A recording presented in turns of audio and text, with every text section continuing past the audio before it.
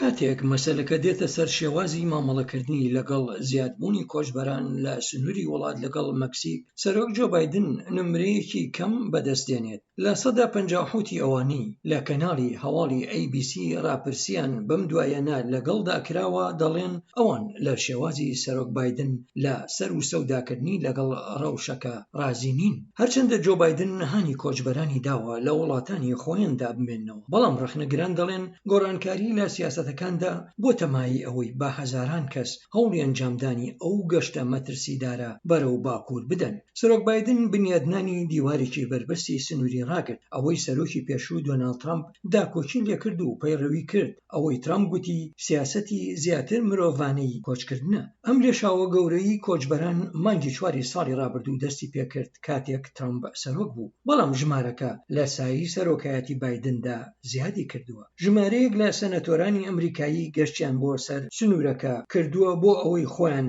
ڕەوشەکە ببینن. دیمەنەکە منی داچڵەکان پێم وایە پێویستە سەرۆک و جێگرەکەی خۆیان بچن بۆ ئەوێ هەتا ئەوەی من لەوێ بینیمەوانش بیبینن، هەروەها بینینیان کە ئەندامانی دیکەی کۆنگرێز لە کۆماری و دیموکرات دەچن بۆ ئەوێ هەندێک شت هەن دەتوانین ئەنجامیان بدەین بۆ چارەسەرکردنی ئاستەنگەکان لەوێ هەن، بەڵام لە ئێستادا سنوورێکە کراوەیە، ئەوە قەیرانێکی مرۆڤایەتی و هەروەها تەندروستیشە کە پێویستە چارەسەریان بکەین.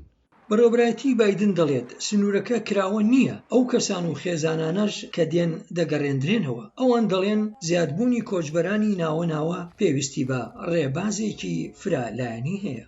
کۆچی ئەوان لە دەرئەنجامی سیاسەتی بەڕێوەبەرایەتیەک یان سیاسەتی بەڕێوەبەرایەتیەکی دیکە نییە، بەڵکو هۆکاری کۆچکردنی ئەوانە لە ئەنجامی بۆ نمونە کارەساتی سروشتیە لە هەرێمەکەدا، لە ئەنجامی هەڵاتنی خەڵکانە لە دەست هەژاری و توندوتیژی.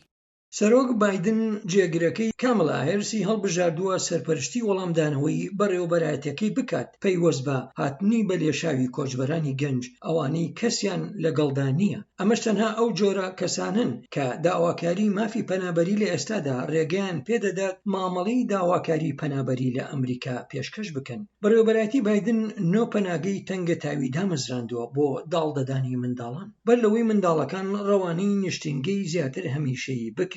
زیاتر لە 80% منداڵەکان ئەندامێکی خانەوادەی لە ئەمریکادا هەیە، زیاتر لە 40% ئەو ئەندامەی خانەوادەکە یا دایکە یان باوک. سەرۆک بایدن دەڵێت دەرئەنجام چارەسەرەکە کارکردنە لەگەڵ وڵاتان وەک هیندۆراس، گواتیمالا و سلڤادۆر بۆ ئەوەی ئەو کەسانە لەوێ هەست نەکەن پێویست بکات وڵاتەکانیان بەجێ بهێڵن و بێن بۆ ئەمریکا، بەڵام ئەوەش کاتی پێدەچێت.